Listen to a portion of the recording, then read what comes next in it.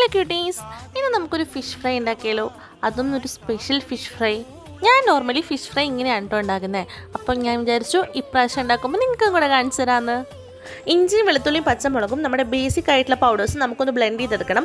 അത് കൂടാതെ ഞാൻ എക്സ്ട്രാ അതിൽ ആഡ് ചെയ്തിട്ടുള്ളത് ഒരു നുള്ളി ഗരം മസാലയും അതുപോലെ തന്നെ ഫിഷ് മസാലയുമാണ്. ഞാൻ എപ്പോഴും ഫിഷ് ഫ്രൈ ചെയ്യുന്ന സമയത്ത് ഫിഷ് മസാല ആഡ് ചെയ്യാറുണ്ട്.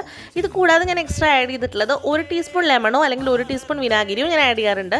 അതൊരു പ്രത്യേക ഫ്ലേവർ കിട്ടുന്ന പോലെ എനിക്ക് ഫീൽ ചെയ്തിട്ടുണ്ട്. അതെല്ലാം ഈ മീനിൽ നല്ല രീതിയിൽ മാഗ്നേറ്റ് ചെയ്തിട്ട് നമുക്ക് കുറച്ച് നേരം വെക്കാം. അപ്പോഴത്തേനും നമ്മുടെ പാൻ ചൂടാവുമ്പോൾ എണ്ണ ഒഴിച്ചിട്ട് നമുക്ക് ഫിഷ് ഇങ്ങനെ ഓരോന്നായിട്ട് ഇടാം. എന്നിട്ട് നോർമലി നമ്മൾ ഫ്രൈ ചെയ്യുന്ന പോലെ തിരിച്ചും മറിച്ചിട്ടിട്ട് ഫ്രൈ ചെയ്യാം. ഞാൻ കറിവേപ്പിലയും കൂടെ ആഡ് ചെയ്യാറുണ്ട്. ഇപ്രാവശ്യം ഞാനത് എന്തോ വിട്ടുപോയി. ഇപ്പോഴും നോർമലായിട്ട് ഫിഷ് ഫ്രൈ ചെയ്യുന്നവർ ഇങ്ങനെ ഒന്ന് ട്രൈ ചെയ്ത് നോക്കൂട്ടോ. നല്ല ടേസ്റ്റുമാണ്, അതുപോലെ തന്നെ ഭയങ്കര സാറ്റിസ്ഫൈങ് ആയിട്ടുള്ള സ്മെല്ലുമാണ്. അപ്പം ഞാൻ മറ്റൊരു വീഡിയോ ആയിട്ട് വരാം. ബൈ.